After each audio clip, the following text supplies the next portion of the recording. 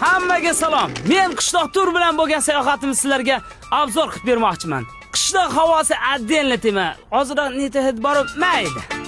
Birinchi bo'lib 5 yulduzli mehmonxonaga joylashamiz. Nimagadir kunduz kunligi uchunmi yulduzlari ko'rinmayapti. Eshikni ochamiz, xavfsizlik xizmatiga lekin gap so'z bo'lishi mumkin emas. Chamadanim o'g'irligi uchun ekskavatorda tepaga ko'tarib oldim. Menga mana shunaqa 2 kishilik lyuks xona berdi. Yumshoqqina karavot.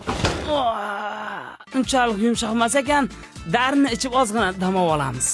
Shunday oynadan qarasam, atmosfera bomba tushganda bo'lib yotibdi. Bunaqa atmosferani umrimda har kuni ko'raman.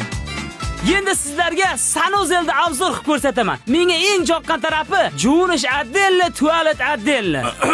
Odam bor ekan. Qishloqda bunaqa holat ko'p bo'ladi.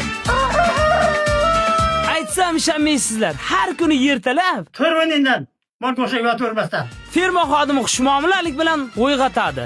Kiyimlarini almashtir. Ish qilyapti. Shuning bilan sayohatimizning birinchi turi boshlandi. Dada majburlagan lyukni kiyib olamiz.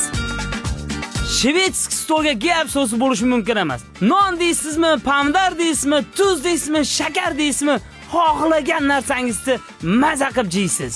Birinchi sayohatimiz hayvonot bog'idan boshlandi. Hayvonot bog'ini ko'rib, ovuzlarim lang ochilib qoldi. Umrimda mol qo'ylarni ko'rmaganday tomosha qildim. Namunali sayoh bo'lganim uchun mollarga jemish berishga ham ruxsat berdi. Buni jeyishini ko'rib, ishtaham ochilib, meni ham jegim kelib ketdi.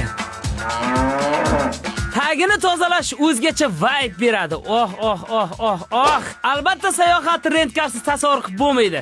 Shu uchun rentgar olishga qaror qildik. Bittasi qo'ng'iz rang, bittasi esa mokr asfalt rang. Biz mokr asfalt tanladik. Yaqinlarga sovg'a olish uchun duty-freega tashrif buyurdik.